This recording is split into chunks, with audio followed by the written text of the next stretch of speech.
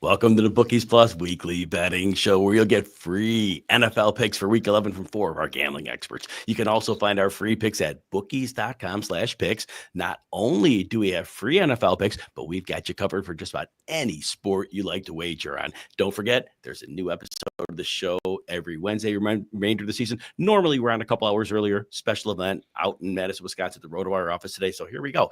Anyway, this week you get picks from Bill Speros, the senior betting analyst for Bookies.com. You got Adam, the ATM Thompson. He's been over 60% NFL the last 3 years, one of the nation's premier handicappers. You got Nick the Whale Whalen. He's been NFL, NBA with RotoWire. You see him on VSiN, you see him on DraftKings, and I'm Jim Coventry. And guess what? We are going to get to the picks. Bill Speros, why don't you start us out? The Chiefs are getting points.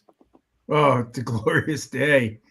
My favorite betting stat in this metaverse, Patrick Mahomes is 13-1-1 as an underdog. I cannot get off that train. The Chiefs keep finding ways to win, if not cover. They did that last week, blocking a field goal. This week they're at Buffalo. The last team to beat Patrick Mahomes as an underdog were the Buffalo Bills. But the matchup here, as always, is Steve Spagnuolo's defense versus Josh Allen. They can keep it close enough, and I cannot shake off Mahomes when he's getting points.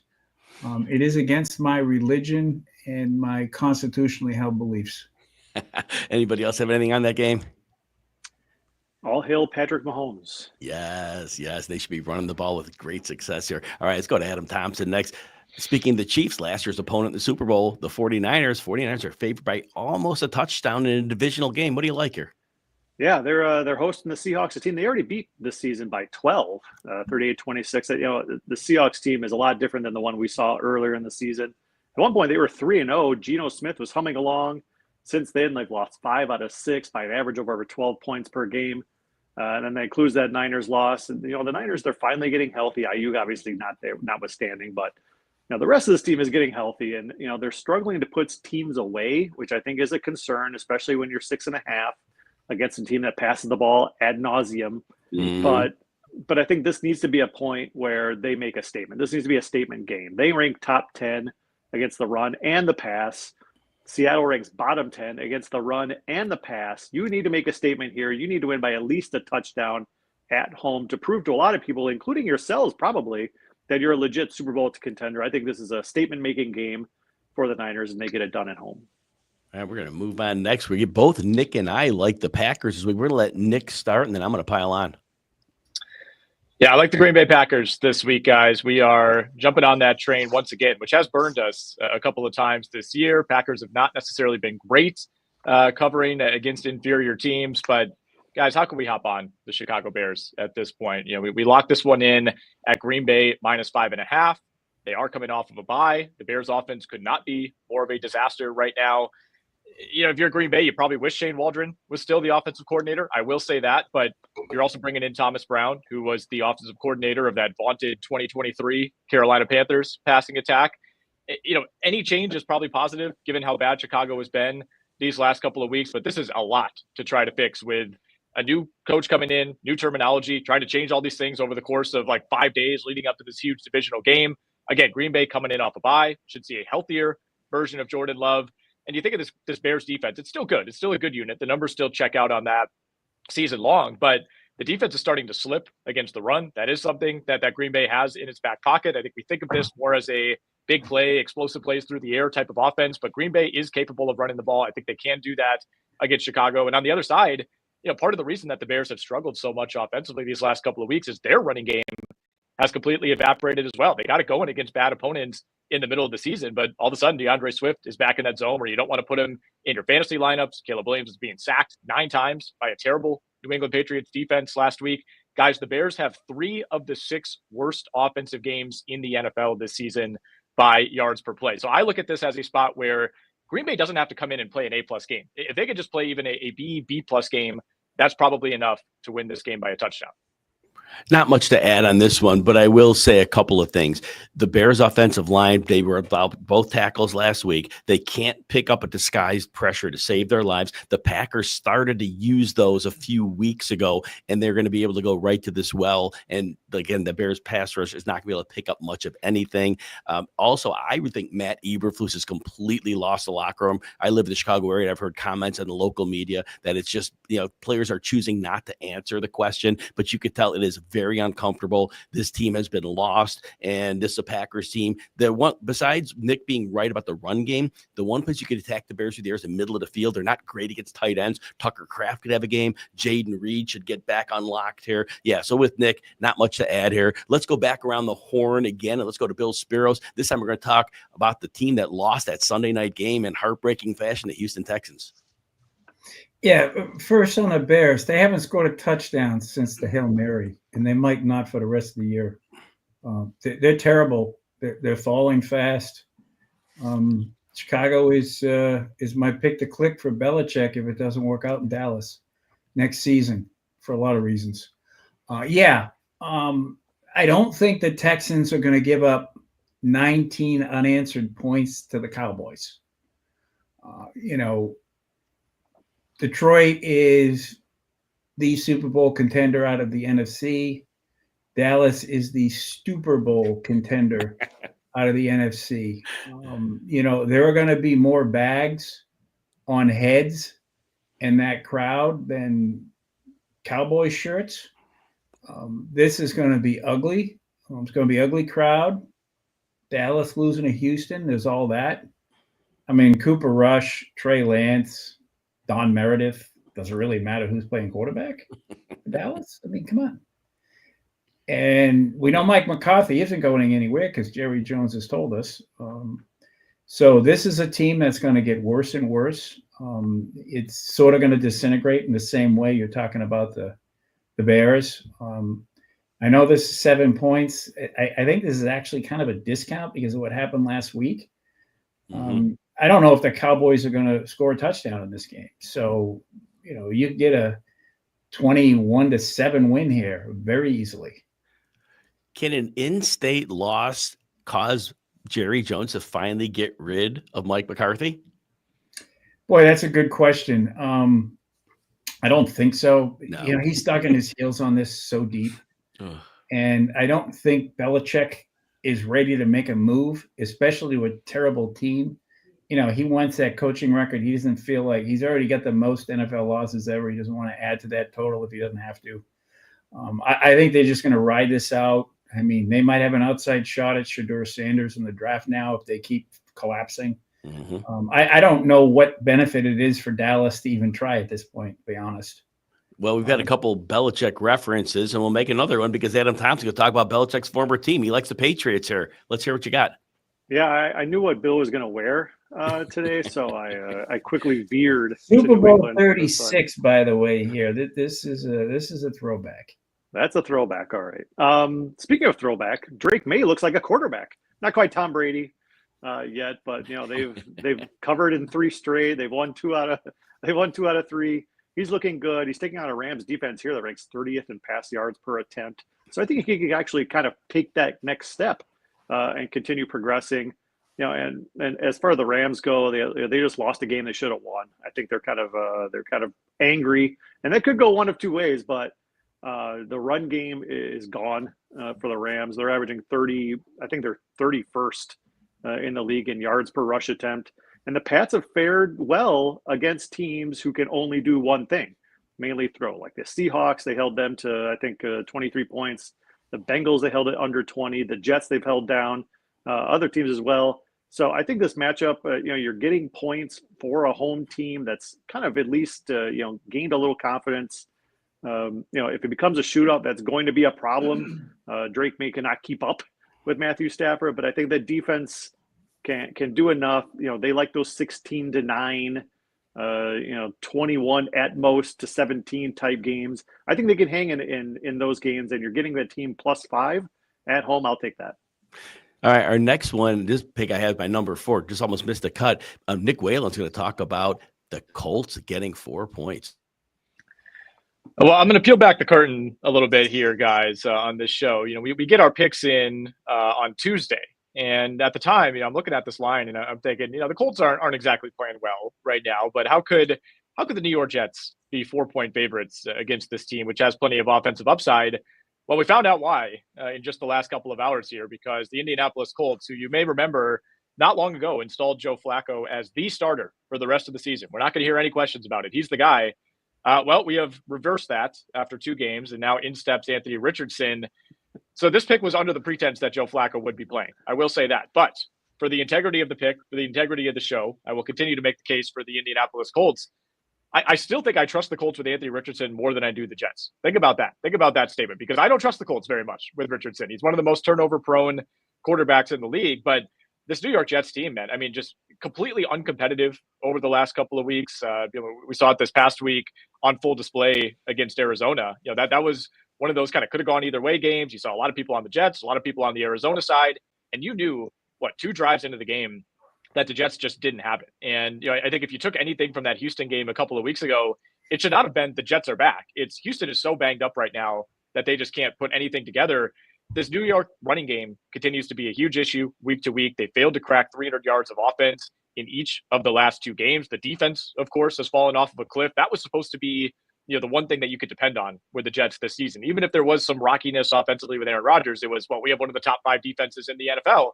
That has not been the case, man. They just gave up 406 yards to the Arizona Cardinals last week. On the year, the Jets are down to 21st in defensive EPA. They are 26th against the rush. I think we see a heavy dose of Jonathan Taylor. I think that's part of the deal. If you're going back to Anthony Richardson, you don't want to be airing the ball out probably any more than 20 to 25 times. And with this number still hanging at 3.5, I will take the points with Anthony Richardson and the Colts. I am not a believer in this Jets team. Yeah, Robert Saleh getting let go. That defense used to play hard for him. Yeah, it's not the case anymore. Not so good. Any other comments on that game? I wonder if the Jets are, on paper, the most disappointing team since when? I mean, this team was a top 5. Any Dallas team in the last 50 years. Yeah, right. Yeah. Since man landed on the moon, the Jets are the most disappointing team on paper and the field since Lyndon Johnson was in the White House. But when you mention it, think of all those Dallas teams, those Raiders teams that had all that talent top to bottom, and they were terrible. But you're right. And the current, it's very hard to make any other case than this is the worst we've seen. It's a great call on that, Adam Thompson. All right. Look, everybody's sick of me talking about the Browns. I will quit them soon, but I'm not going to quit them this week. They're getting a point. They're playing the Saints. The Saints got the fired coach bounced last week. They beat a divisional team. Yay for them. Atlanta can't pressure the passer. Derek Carr got too deep past DeMarcus Valdes-Scantling. Good luck, because Patrick Mahomes and Aaron Rodgers and Josh Allen really couldn't get that out of Valdes-Scantling, but Carr did last week. But here's the thing. And I know they traded away Zadarius Smith, but Myles Garrett's there. And they can get a pass rush. They got Ogbo Okoronkwo. They got Dalvin Thompson. They're going to put some heat on Derek Carr. And we know what happens when that's the case. That offense crumbles. Alvin Kamara, great runner, great season. The Browns have been excellent against the run. I just don't see a world where New Orleans moves the ball here. On the other side of the ball, I know Nick Chubb's working his way back from injury. He had a bye. He's getting enough snaps. This Saints team can't tackle. And this should be a game where they get things going. And in the passing game, they trade away Marshawn Lattimore to Saints did. Cedric Tillman's been a player who's meshing well with Jameis Winston. Look, it's going to be an ugly game. I just don't see the Saints stacking together 2 wins. And that's where I stand on that. Anybody have a comment on that game? I'm glad there's another Browns apologist in the room other than me. I did not go with them this week, but I love me some Browns.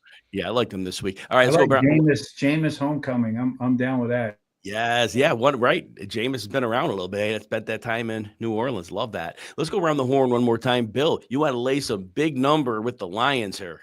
Hey. Look, this shirt is a Mac Jones shirt. It is a Drake May shirt.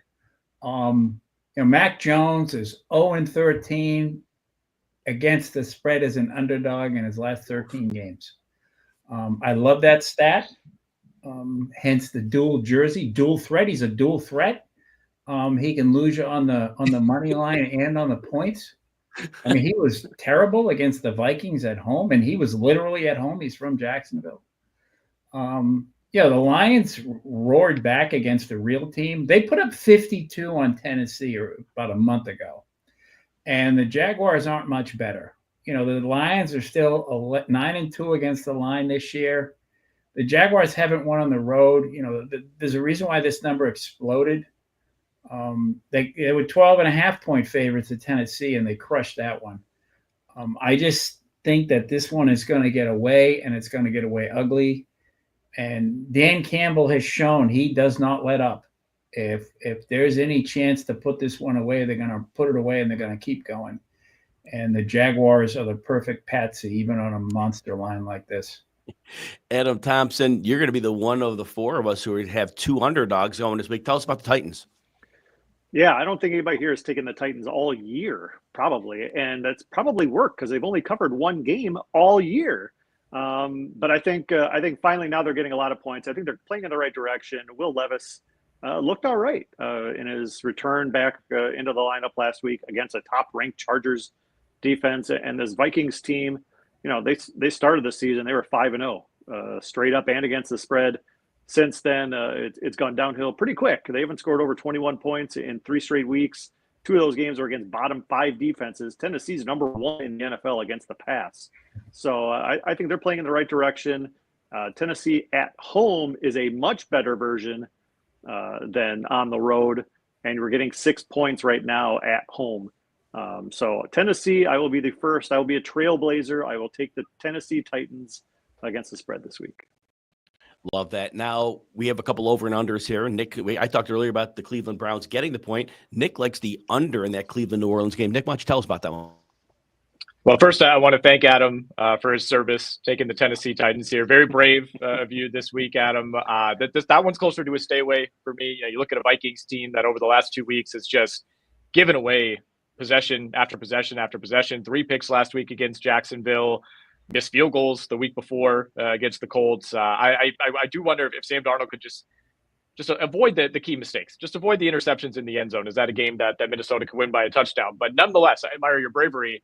I'll get to the point here. I like the under 44.5 in that Browns Saints game. And, you know, I think Jim already brought up, you know, some good points, specifically with the concerns for the New Orleans offense. You know, basically both of your touchdowns last week came on long plays to Marquez Valdes-Scantling, and he's usually good for 2 to 3 of those a year, but he used up 2 of them already last week. So good luck getting anything out of him this week. The Saints also, I don't know how they're doing it, but they held a top 10 offense in Atlanta under 20 points last week, held them to just 17. So part of it is I don't trust New Orleans to do their part to score on what's still a pretty good Browns defense. I also think this New Orleans defense is still a little bit frisky, even after losing Marshawn Lattimore. Now, the Browns obviously scare you a lot more offensively with Jameis than they did with Deshaun Watson, but part of the deal with Jameis Winston, part of the reason that he's become a national meme is because he's extremely mistake prone. You know, he'll make a few wow throws throughout every game. He'll also throw 2 or 3 picks. So I think this is a game where we could see Cleveland move the ball effectively. Can they actually finish off drives? Could Jameis avoid the turnovers? I'm not sure he can. Browns have also been very good this season against the run. And on the other side, the Saints defense has not been good against the run. Bottom 3 in terms of rush defense EPA. So I think this could lead to a better day for Nick Chubb. The more Cleveland runs, the more that clock is running, the more we're avoiding big plays through the air. I think that is a good sign for the under. And lastly, guys, since the first 2 weeks of the season, when we thought the Saints might score 40 points every single week, they've scored more than 22 points only twice. Once against Atlanta and once in the Tampa Bay game where Spencer Rattler, I believe, put up all 27 of their points in that game in the second quarter, where Tampa Bay turned it over 3 times. So I don't see this being a high-scoring game. I see it as a 20-17 type of game like we saw last week for the Saints, under 44.5. Yeah, reality can be quite sobering after those first 2 weeks, and that was a quite eruptive 2 weeks for the Saints. But yeah, like you said, they've come way down to earth. I like an under, and also the Atlanta-Denver game. So you mentioned earlier, Nick, that Atlanta was held down by the Saints defense, but Denver's going to cause them a unique set of problems here. First of all, the outside corner play. You've got Patrick Surtain and Riley Moss both playing extremely well. Surtain's one of the best corners in the game. And now the problem is when Kirk Cousins is under pressure, he's a very different quarterback. And Denver has had one of the better pass rushers, whether they bring on a blitz, whether they go straight up at their front 4, they are going to be able to get to that Atlanta line, and Cousins is going to flinch, and that's going to cause some problems. Bijan Robinson might get a little bit going, but they're not going to sustain drives over drives. That's not going to happen here. On the other side of the ball, Denver offensively, they want the low-scoring game. They want to run the ball. They want to drain the clock. They don't want to get aggressive unless they have to. And Atlanta's an underrated defense. They actually are adequate against the run, and they're better than adequate against the pass. They can slow this team down. Not much passers, but like I said, I think both teams would be content to run the ball more than usual here. That'll slow things down, and I think this goes under 44. All right, let's get our final thoughts, Rick. Usually I put a graphic up now that has our picks of the week. I'm in the RotoWire office, and I can't get them to pop it in the screen, so I apologize for that. But let's go around the horn. Bill Speros, what's your final thought for the week? Well, I like that there's no graphic. That way there's no visual proof. So I'm good with that. I'm very happy with no graphics. I just need to figure out a way to put the right picks in the Bookies Plus. And I always seem to make the right picks, but never take the right ones and put them in the Bookies Plus feed. So once I master that, I guess I will be on track. One industry thing, FanDuel and DraftKings reported earnings this past week. DraftKings last week, FanDuel today. Much rosier picture at FanDuel. They are actually turning a profit, and they're kind of settling as number one in this whole market share thing. And they're really pushing parlays. I mean, that's really the bread and butter of this industry. And they're, you can read their earnings reports and listen in on the earnings call or read the transcripts, and you can see that. DraftKings is still trying to diversify itself. They're getting into online lottery now. They're talking about a trading market, perhaps around the next election season, once that whole issue's cleared up by the Commodities and Futures Trading Corporation. So that's just kind of an inside baseball industry thing to keep an eye on. FanDuel, Flutter is the parent company. They're an offshoot of Paddy Power, which is long established in the UK. So, their market cap is pretty big, and it's helped them sort of eke out a lead, so to speak. Adam Thompson, give us your closing thoughts. My closing thought is a bonus pick for tomorrow. Since we don't talk a lot of Thursday night football, I actually like the Eagles. A.J. Brown is playing, and that is important because when Philly has A.J. Brown in its lineup, they're averaging over 30 points a game on the season. Meanwhile, that defense has only allowed over 17 points once in the last 5 weeks. Washington's line is banged up. They could be down as many as 3 starters on the offensive line, maybe 1. They're all questionable right now. But I think the Eagles are trending in the right direction. Commanders are just 1-2 against playoff competing teams. They're 7-3 overall, but only 1-2 against those playoff competing teams. And that one win was back in the first month against an Arizona team that's a lot different now. All right, Nick Whalen, give us your final thought for the week. Yeah, I like that call by Adam. Could be without Brian Robinson as well, could the Commanders, which I think does really matter for that running game. And, started to see some cracks perhaps in the foundation last week against Pittsburgh. Kind of gave my bonus pick already earlier in the show. I'm going to go head-to-head with Adam on that Titans-Vikings game. I think this is a good spot for Minnesota. I think the turnover luck has just been ridiculous over the last couple of games. You could argue that maybe it's not luck, and that's just who Sam Darnold is. I get that, but I think they get it cleaned up against Tennessee. I mean, they've just, blown the Colts and the Jaguars out of the water in terms of yardage, in terms of all the key indicators over the last couple of weeks. Should have won each of those games by at least 2 scores. We've talked a lot on this show throughout the season about the vacillations week to week, between, all right, it's a favorites week or it's an underdogs week.